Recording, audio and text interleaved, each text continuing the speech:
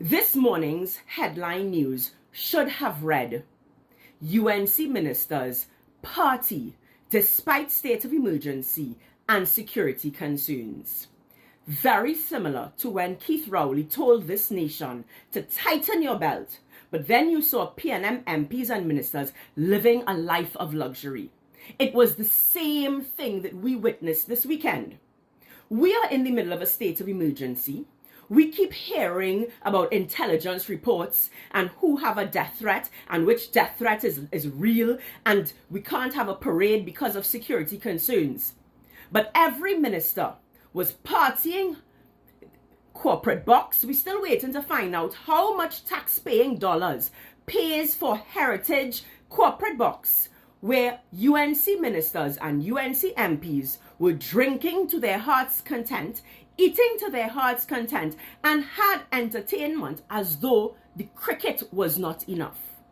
That is the conversation that should be capturing our attention this morning.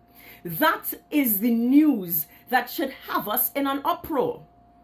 But a month after the general election, Kirk put out what he believed to have been the success of the UNC's general election campaign.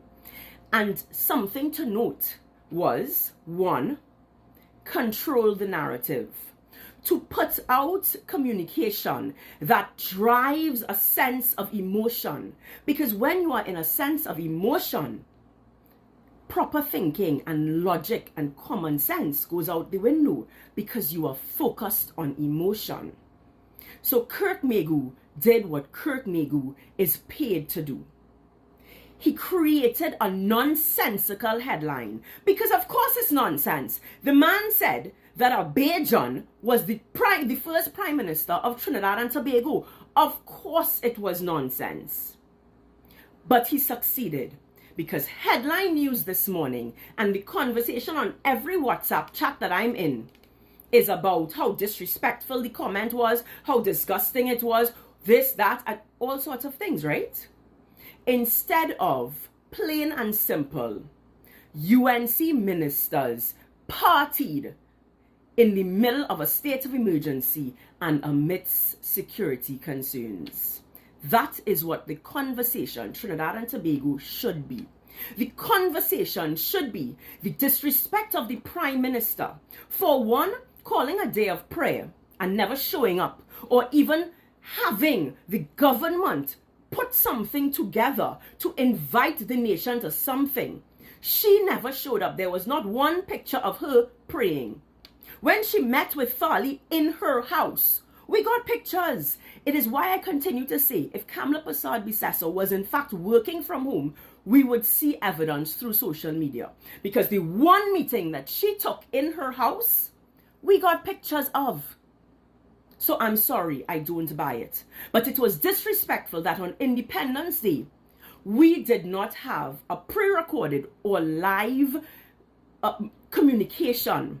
There was no statement. And I don't mean an address to the nation then, sorry, because they will say that she issued a statement. Statements that are written by a ghostwriter somewhere paid to do something is not what we want. We want the Prime Minister to get up, sober up, wake up, dress, and stand in front of a camera and address the nation on Independence Day. That is the least that the Prime Minister could have done. But instead, this morning, everybody discussing Kirk erroneous statement. Go back to Kirk's Facebook somewhere around May something. If you could search his response to Gabrielle Hossein's question, because people wanted to know UNC had a massively successful campaign. And he laid out in detail what the PR plan was. And I tell y'all may have forgotten, I was Kirk deputy. I know the thinking. We understood that PNM's propaganda needed to be matched. But where we differed was the fact that I needed truth. So truth needed to be repeated over and over and over to drown out the lies. But there came a point where I could not find the truth. When I was asking questions, I wasn't getting the answers because people knew they couldn't give me the truth. And so I couldn't carry a message that was purely propaganda, that wasn't grounded in truth. Well done to Kirk. He has changed the narrative. He has successfully distracted us from the disrespect. Because as I said, when PNM spoke about tighten your belts, but went on to live a lavish lifestyle, this was no different. Because we were told to settle down, buckle down. We're in a state of emergency. We can't be having no parade, security threats. But every minister was in CPL. Every minister. And let me add something else, because Kamala Persad-Bissessar spoke about, in opposition, she spoke about security for them, but no security for you. And so she started off again, hot and sweaty, speaking about perks. Perks will be cut. And I told you all that the security threats was simply setting the stage. So if you look at videos that were posted by their own social media, these didn't come from spies, you know. They were posting it on their social media. And you would see Barry Padarath walking around with security, Saddam walking around with security. These ministers are not the Attorney General and they're not the Minister of National Security. They are not entitled to walk around with security. But they are. And we are not discussing that this morning because we are busy falling for Kirk Megu's distraction. Trinidad and Tobago, we as citizens of this nation have a responsibility. Our responsibility does not start and end by just dipping your finger and you're not even dipping your finger in an educated, informed manner.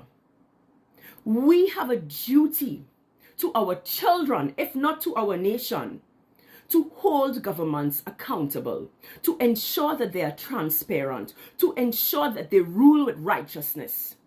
That is our responsibility. And if we continue to be led by our emotions and to be so easily distracted, they will continue to get away. After all of these years, 6+ decades, we are still third world. Countries like Japan and Singapore have totally overtaken us. We are the laughingstock of the Caribbean when we used to be the pearl. But I blame no one else but us, because we fat and we lime and we let our emotions dictate everything rather than buckling down, finding the information and holding these governments to a higher standard. No longer must they be able to say, well, this one thief, so we could thief too. And this one did it, so we could do it too. No. We must demand a higher standard of politics. We must demand a higher standard of leadership. They will get away with what we allow.